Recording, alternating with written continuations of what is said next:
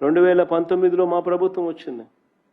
కేవలం 5 సంవత్సరాల అతి కొద్ది కాలం, కేవలం 5 సంవత్సరాల అతి కొద్ది కాలంలోనే మా ప్రభుత్వ హయాంలో ప్రతి జిల్లాకు ఓ గవర్నమెంట్ కాలేజీని తీసుకురావాలని, ఒక టీచింగ్ హాస్పిటల్ తీసుకొని రావాలని,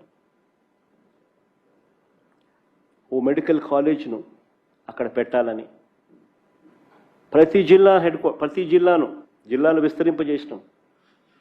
26 జిల్లాలు చేసినాం.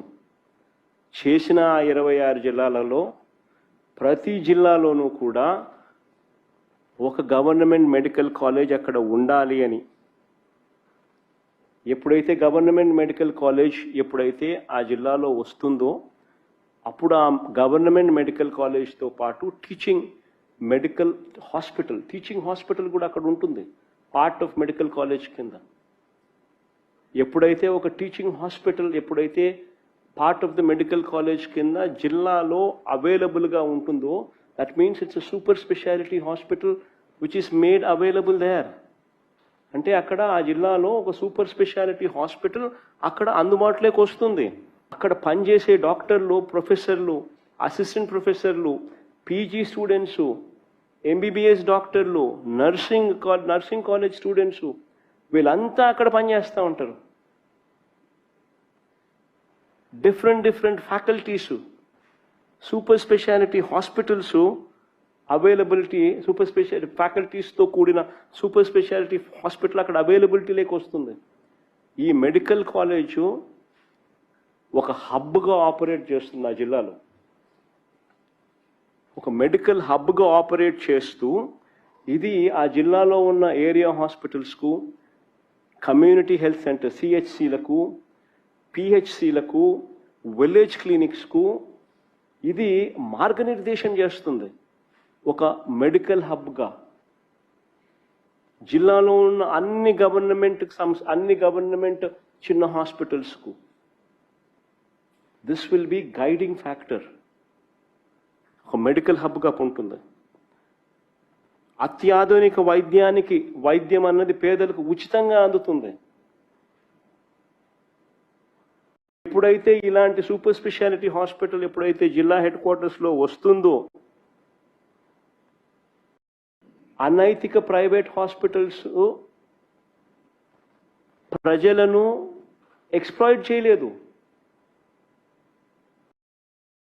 అనైతిక ప్రైవేట్ హాస్పిటల్స్ ప్రజలను ఎక్స్‌ప్లాయిట్ చేయలేరు. ఎక్స్‌ప్లాయిటేషన్ ఆగిపోతుంది. ఎక్కువ ఫీజులు గుంజడం ఆపేస్తారు. ఎక్కువ ఫీజులు గుంజితే గవర్నమెంట్ హాస్పిటల్కి పోతామంటారు. వ్యవస్థ జిల్లాలో బలపడుతుంది. దీంతో పాటు ప్రతి జిల్లాలోనూ అడిషనల్గా మెడికల్ సీట్లు వస్తాయి. దానివల్ల పేదలకు ఉచితంగా సీట్లు వస్తాయి. సగం సీట్లు ఉచితంగా వస్తాయి.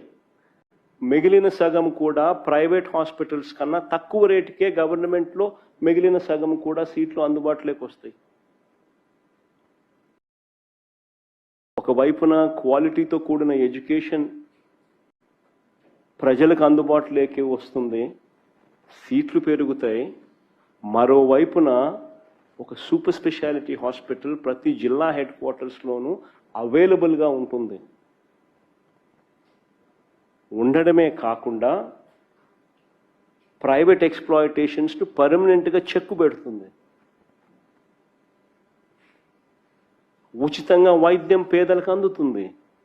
మీరు గుర్తుపెట్టుకోవాలి, పేదవాళ్ళందరికీ 25 లక్షల వరకు ఆరోగ్యశ్రీ కింద ఆర్థిక సహాయం చేస్తాం.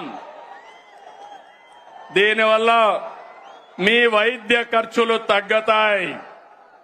ఇంకో పక్క మీరు చూస్తే కొత్తగా ఒక సంజీవని ప్రాజెక్టు తీసుకొస్తున్నాం.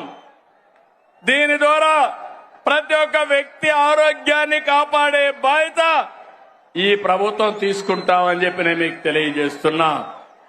నిన్న మొన్న చూశారు, ఒక నాయకుడు ఉన్నాడు ఈ రాష్ట్రంలో, మెడికల్ కాలేజ్ అంటే తెలియని నాయకుడు. ఆయన మాట్లాడుతున్నాడు, నేనేదో పొడి చేశాను, మీరు దానికేదో ఇది చేశారని. నేను ఒకటే చెప్తున్నాను, ఈరోజు భూమి ఇస్తే మెడికల్ కాలేజ్ అయిపోదు. ఈ రాష్ట్రంలో విద్యా సంస్థలకి ప్రాధాన్యత ఇచ్చిన ప్రభుత్వం ఎన్డీఏ ప్రభుత్వం, కేంద్ర ప్రభుత్వం, ఇటు రాష్ట్ర ప్రభుత్వం. రాష్ట్రంలో మెడికల్ కాలేజీలు తెచ్చిన ప్రభుత్వం తెలుగుదేశం ప్రభుత్వం అవునా కాదా అని మిమ్మల్ని అడుగుతున్నాను. ఈరోజు దగ్గర 17 కాలేజీలుంటే ఒక కాలేజీ మాత్రం మొన్నే పాడేరు ఆపరేషన్ చేశాం. 16 కాలేజీలు చేయలేకపోయాం. ఫౌండేషన్ వేయడం, రిబ్బన్ కట్ చేయడం, నేనేదో చేశామని చెప్పుకోవడం కాలేజీని నడిపే విధానం కాదు. అందుకే ఈరోజు ఈ ప్రభుత్వం పీపీపీ విధానం తీసుకొచ్చాం. ఆస్తి మనది, వేరే వాళ్ళు దాన్ని రన్ చేస్తారు, జవాబుదారీతనంగా ఉంటారు. దీనివల్ల 26, 27కు 4 కాలేజీలు వస్తాయి. 27, 28కి 7 కాలేజీలు వస్తాయి. దీనివల్ల 50% సీట్లు కన్వీనర్ కోటా కింద వస్తుంది. అది అంత మునుపు ఫీజుల కోసం పెట్టిన కాలేజీలు చూస్తే 42% వస్తాయి. ఈ రోజు మా మంత్రి సత్యకుమార్ యాదవ్ గారు ఇక్కడే ఉన్నారు.